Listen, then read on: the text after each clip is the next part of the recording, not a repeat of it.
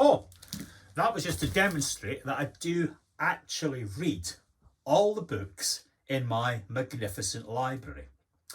Good morning, my name's Alistair McIntosh. I'm Chief Executive of the Housing Quality Network, and welcome to this week's edition of First Things First. Last week, I correctly predicted that the white paper would come out. This week, I'm going to call the result of the next general election. What do you think about that?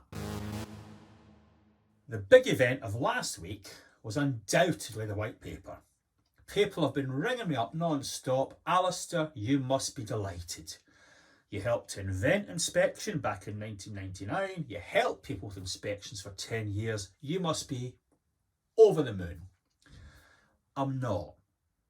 I'm very, very disappointed. First thing, at my time of life, I can hardly go out and help folk on inspections in all weathers, can I? In 99, I had no grey hair, I had my own teeth. Sadly, those days are long gone.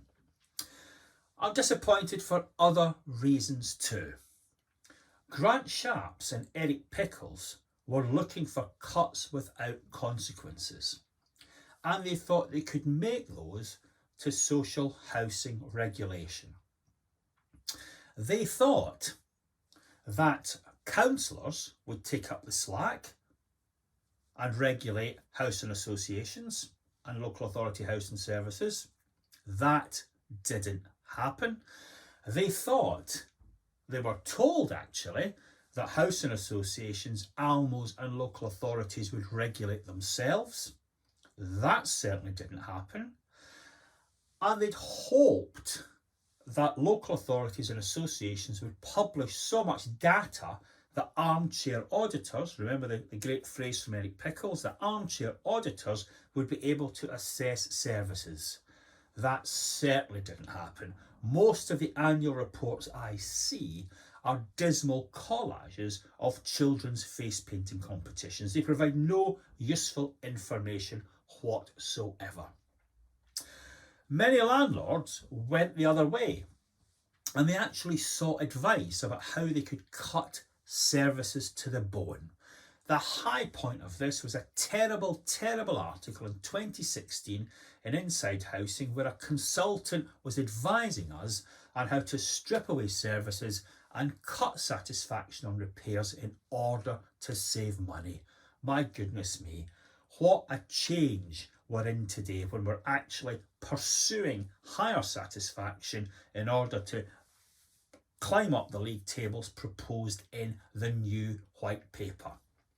And in any case, where on earth were those gold-plated services? I've never met residents who asked for anything too unreasonable in all of my career. If anything, the residents asked for too little, not too much.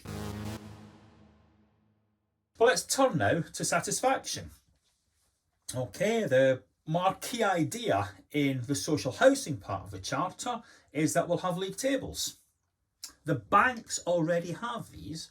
They're imposed on them by the banking regulator, and the banking regulator appoints one contractor to test out satisfaction across all of the banks, so you can't game your performance and your results, as we maybe saw arguably in the past in some housing satisfaction surveys. The banking tables show us how far things have come in the last 10 years since our inspectorate was abolished. Back in 2010, Peter Marsh, a fine fellow, headed up the Tenant Services Authority, and he was constantly urging us to be more like Tesco's. They were the best company at the time, very flexible, very amenable. Everyone aspired to be Tesco's. In the banking league tables, Tesco is rock bottom. At the top are new challenger banks like Monzo and Starling. Now, will we ever reach the point where in housing, new challengers get to the top and residents can perhaps pick to move to some new landlord because they will get higher satisfaction there? I think that's a very, very long way off. The closed shop will continue for many years, calling into question the role and purpose of those satisfaction surveys. The other point I want to make on satisfaction is that it just isn't thought through, is it? Satisfaction among social housing tenants is very, very high. Satisfaction among shared owners and leaseholders, on the whole, very, very low. Who in their right mind would try and create more shared owners? I mean, the idea of the 10-year repair-free guarantee is phantasmagorical, whilst Fred Scuttle remains in charge of almost every building site in the country. The right to buy helped Thatcher, that's for sure. The right to own, the right to shared ownership, the promotion of leasehold accommodation will help Keir Starmer. You heard it here first. Labour will romp home at the next general election to some degree off the back of the growth of leasehold services. That is something that needs a very big rethink. Now, you might be wondering why there is this push at all costs for home ownership. And the answer is very simple. It's all to do with Brexit. Let me just get this document so I can quote it properly for you.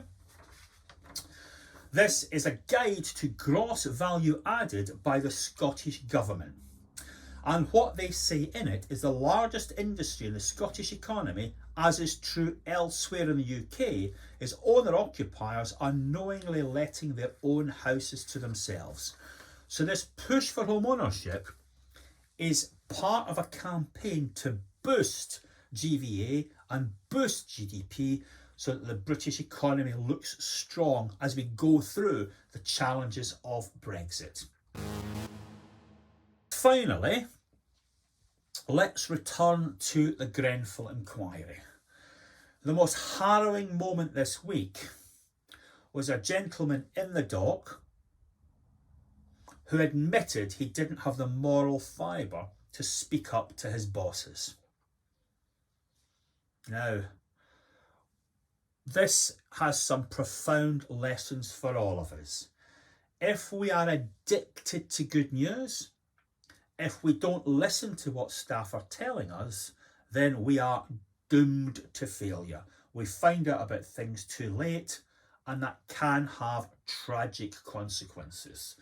So let's hope that this new regime in the Charter means that residents, frontline staff and call centre workers get listened to. They weren't at Grenfell. Not enough landlords are listening to their residents, according to the Ombudsman's recent reports. A long way to go in this. And I think the big point that I hope comes out from the white paper is we start to listen to residents and frontline staff and act on what they are saying. We need fewer hero leaders and a lot more hard work and open minds. If we don't do that, then the Ombudsman, the new regulator and the inspectors will have their plates full. And on that note, it's time for me to leave for breakfast. Thanks for your attention and I'll see you next week. Many thanks.